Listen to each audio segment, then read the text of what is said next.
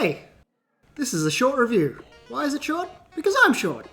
Against Great Darkness. Powerful title. Released to early access on April 10th, this bullet hell roguelite is what happens when a mummy Arkanoid and a daddy Hades love each other very much. Lore drop.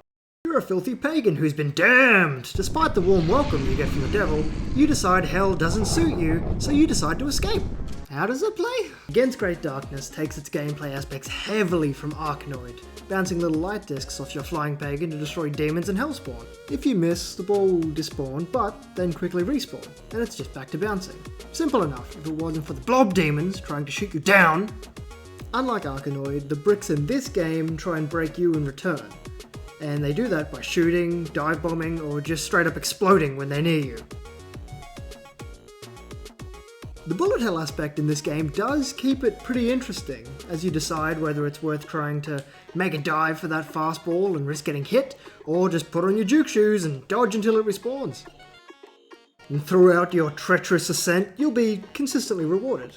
You're given the choice of 2 options each time, including a light shop to spend your light points gained throughout your climb, or the mystery event box. The event box is my favourite aspect of this game, each zone having different possibilities for events, and each event feeling pretty well thought out, some even giving you a tough choice to make. And it's completely optional, whether you want to make your ascent easier, or just tough it out and get the bragging rights of, yeah, it's no big deal dude, just finish the game without any upgrades, no big deal, pretty tough. As you ascend further with your pagan, you will eventually come to that zone's boss, and whew, these demon boys do not play around. But like any bullet hell, it's just a matter of timing your attack, looking out for its attacks, building up a pattern, made slightly different with your light disc bouncing around like a madman, but you'll eventually get a groove for it, knowing whether or not it's worth diving for that fast boy or just waiting for it to despawn.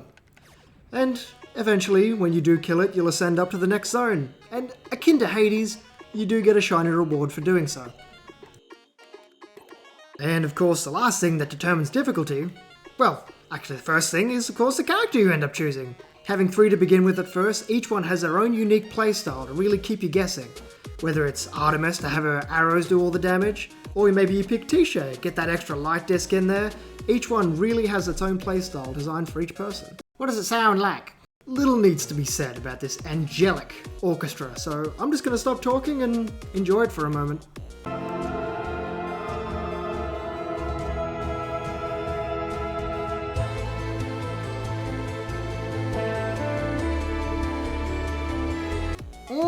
The song makes a man want to pray out loud.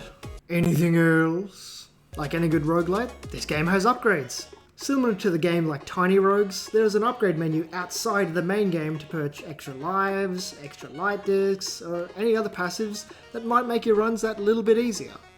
An extra addition to these games that I personally like are unlock menus. Just a page of different trinkets and baubles you've attained throughout your various runs. And if you like 100% games like these, just like I do, then a menu like this just gives you that good feeling like you're in a warm bath, but it's full of scrub daddies. A bath full of smiles. Anyway, Against Great Darkness is pretty decent. Although being in early access can put a lot of doubt in people's heads, I'd say give it a chance if you like Arkanoid and roguelites. 7.5 out of 10, excited to see their roadmap and what's to come for the future.